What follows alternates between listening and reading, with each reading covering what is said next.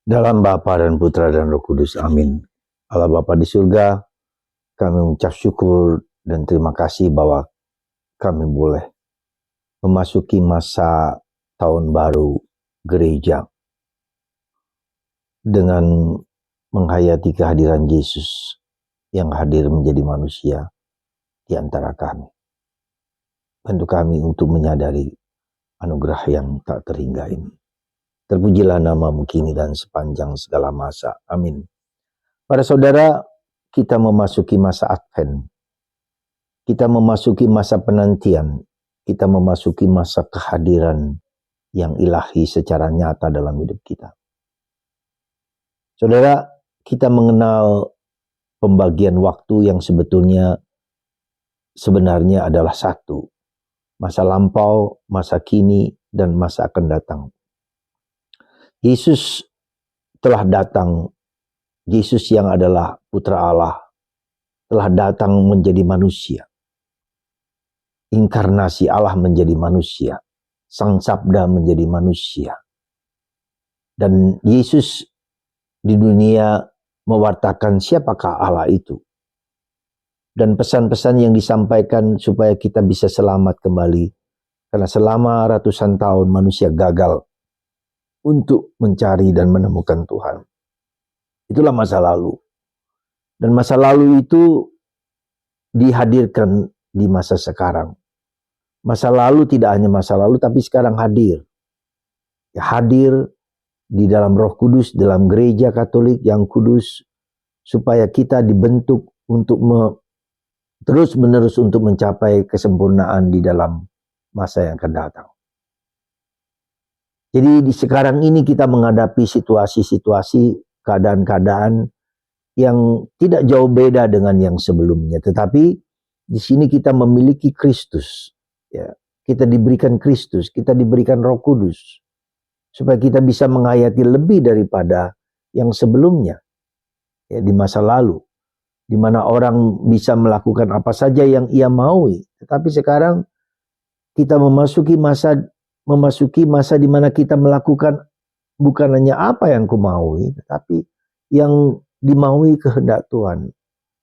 Supaya kita selamat, supaya kita bahagia, supaya tidak seperti yang dilakukan oleh pendahulu-pendahulu kita ya, dalam sejarah iman ya, di mana mereka hanya mendengarkan para nabi ya, mendengarkan kitab suci yang menyatakan sesuatu kehendak Allah, tapi kitab suci Sang Sabda itu sekarang menjadi manusia dalam diri Yesus. Maka dilukiskan itu sebagai suatu peralihan. Kita memasuki masa tahun baru ya, tahun liturgi gereja, tahun perjalanan kalendarium gereja Katolik, di mana dipersiapkan dalam kehadiran Yesus itu dengan Advent ya. Kehadiran Tuhan itu dalam nyata dalam Advent supaya kita bisa tahu, sadar, mengerti akan keselamatan itu seperti apa. Bersama Yesus, dengan Yesus, oleh Yesus ya.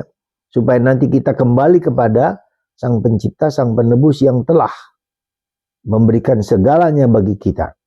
Ya, jadi itulah kita bisa melihat suatu proses dimensi, 3 dimensi dari kehidupan kita, masa lalu, masa sekarang, dan masa akan datang.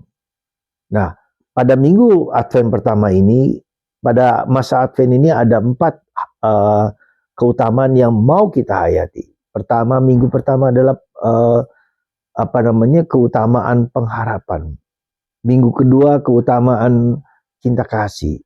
Minggu ketiga keutamaan sukacita, dan minggu keempat keutamaan damai ya. Dan inilah yang menjadi buah-buah persiapan batin kita supaya kita mengalami keempat aspek itu. Aspek pengharapan. Pengharapan bukan pada sesuatu yang duniawi ya, tetapi sesuatu yang dimana Allah sendiri yang mengontrol. Pengharapan kepada Allah, pengharapan kepada kasih Tuhan. Di tengah segala kegelapan, di tengah segala ketidakpastian ini, kita mengharapkan sesuatu yang ilahi, yang abadi, yang kekal. Karena itulah maka dalam Corona Advent, lingkaran Advent itu berbentuk lingkaran. Ya, selalu melingkar, tidak pernah putus-putusnya, nggak pernah selesai, ya, seperti cincin. Nah, warna Advent juga warna diambil dari pohon, semestinya diambil dari daun pohon dari pohon pinus yang tetap abadi di segala masa apapun. Jadi kehidupan itu abadi, ya, kekekalan, ya, tidak hanya bahwa kita tinggal selama di dunia ini berapa puluh tahun, tetapi kita keabadian, kita akan kekal, kita akan mengalami masa keabadian. Semoga bagaimana kita mengisi masa Advent ini, saya mengajak Anda untuk secara sederhana, sejujur-jujurnya kita seringkali sulit untuk berdoa, maka saya menganjurkan kepada Anda, ambillah rosario. Lakukan ini setiap hari, setiap pagi dan malam. Lakukanlah. Tuhan Yesus, kasihilah aku orang berdosa. Tuhan Yesus, kasihilah aku orang berdosa.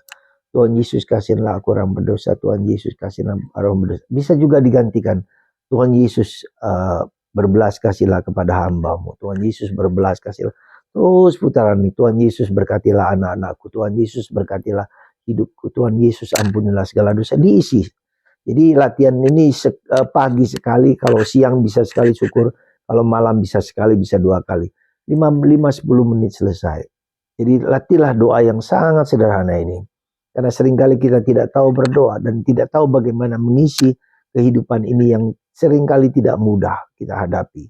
Semoga Anda, kita semua menjalankan rosario ini. Kalau kita bisa rosario sangat bagus, karena rosario akan melindungi dan menjaga kita, dan Bunda Maria akan menjaga kita dengan segala kemungkinannya. Percayalah, berdoa rosario, berdoa salam Maria, itu menjadi kekuatan dalam menjalankan kehidupan. Semoga kita mengisi masa-masa ini dengan cara sederhana. Lakukanlah, ambil rosario, dan doakanlah doa singkat, doa panah ini setiap hari, pagi, siang, dan malam, secara rutin, dan Anda akan merasakan dan mengalami cinta Allah, pendampingan Allah yang luar biasa. Isilah hari-hari ini dengan doa. Tuhan memberkati Anda semua. Bapa, Putra, dan Roh Kudus. Amin.